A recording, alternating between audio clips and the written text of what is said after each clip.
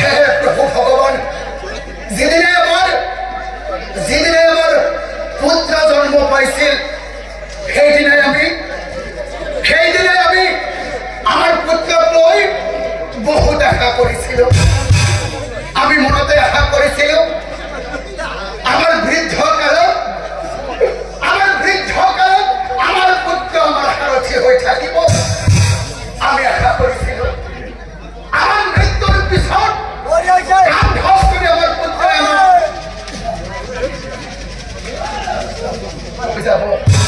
আমি আশা করেছিল সেটা আমার উপর করে দিয়ে আমাকে মুখাগ্নি করিব। নাই নাই প্রভু, এইবার আমার ভাগ্য নাই।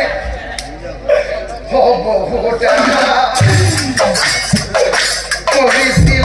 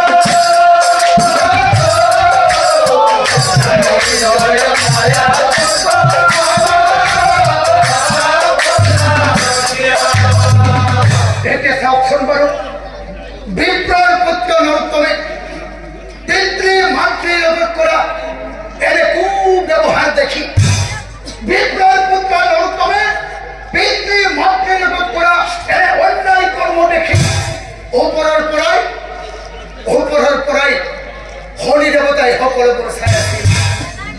হৰিয়ে মনে মনে ভাবে হেৰৈ অহংকাৰী নৰোত্তম, আনন্দ বিদ্যা অৰ্জন কৰি আজি তোৰ ইমান অহংকাৰ হল। আজি তই তোৰ ভগৱান তুল্য জন্ম দিয়া পিতৃ মাতৃক চিনি নোপোৱা হলি। হেৰৈ নৰোত্তম, তই ইমান ডাঙৰ পণ্ডিত হলি, আজি তই তোৰ পিতৃ মাতৃক ব্যৱহাৰ কৰিব পৰা হলি। হেৰৈ নৰোত্তম, ময়ো চাই ল'ম তই বাৰু কিমান ডাঙৰ পণ্ডিত। সভালৈ আজি ময়ো তই চোতালৈ তাতে নৰোত্তম তোক আৰু ময়ো চাই ল'ম তই বাৰু কিমান ডাঙৰ পণ্ডিত। এতিয়া চাওকচোন বাৰু আনফালে সেই নৰোত্তমে কি কৰে। অহংকাৰী নৰোত্তমে মত হইয়া ৰজাৰ সভাত উপস্থিত হইয়া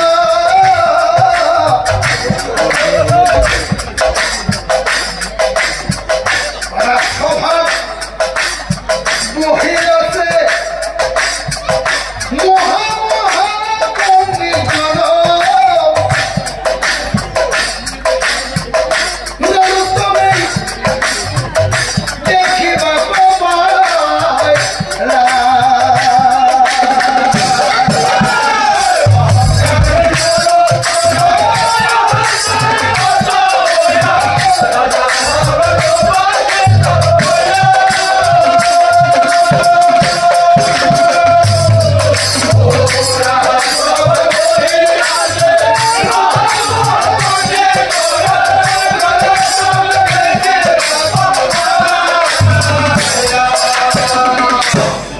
নৰোত্তমে মনে মনে ভাবে বাপৰে বাপ, আমাৰ ৰাজ্যত ইমান বোৰ পণ্ডিত আছে, হে পণ্ডিত গণক দেখা পাই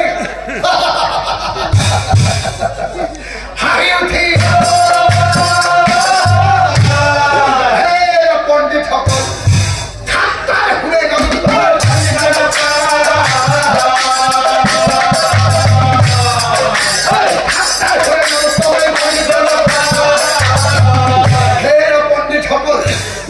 তোমালোকে যে এই ৰজাৰ ৰাজসভাত শাস্ত্ৰ প্ৰতিযোগিতাত ভাগ তোমালোকে জানো মোৰ লগত প্ৰতিযোগিতা কৰিব পাৰিবা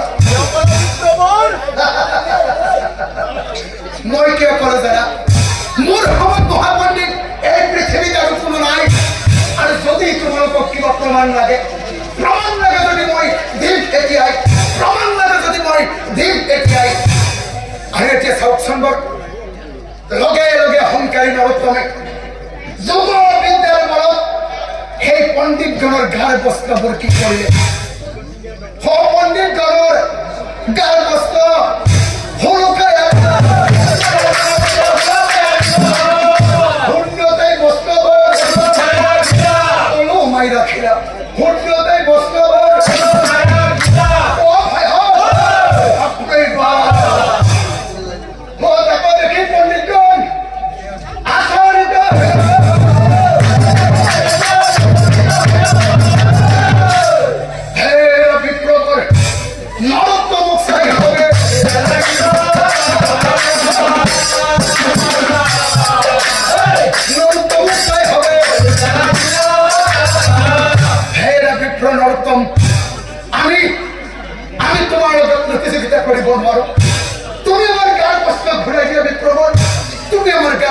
ঘূৰাই দিয়া লগে লগে লগে লগে পণ্ডিতসকলে লগ লাগি এইবাৰ ৰজাৰ ফালে চাই কৰিছে মহাৰাজ মহাৰাজ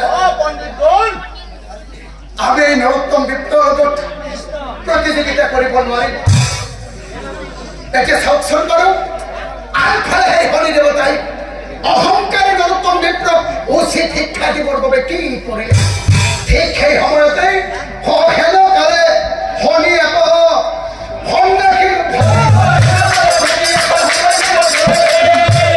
ৰাজসভালৈ চলি যায়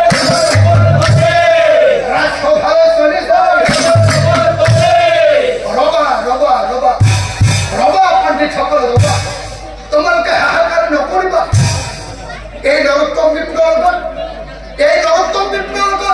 প্ৰতিযোগিতা মই কৰিম তোমালোকে মাত্ৰ দুই চকুৰে চাই থাকা আৰু বিপ্ৰ নৰোত্তম তুমি কি কৰা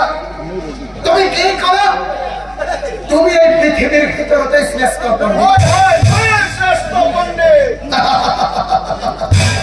হে বিপ্ৰ নৰোত্তম তুমি কি বাহাদুৰি মাৰি কোৱা নিজকে এই পৃথিৱীৰ ভিতৰতে এজন শ্ৰেষ্ঠ পণ্ডিত বুলি শুনা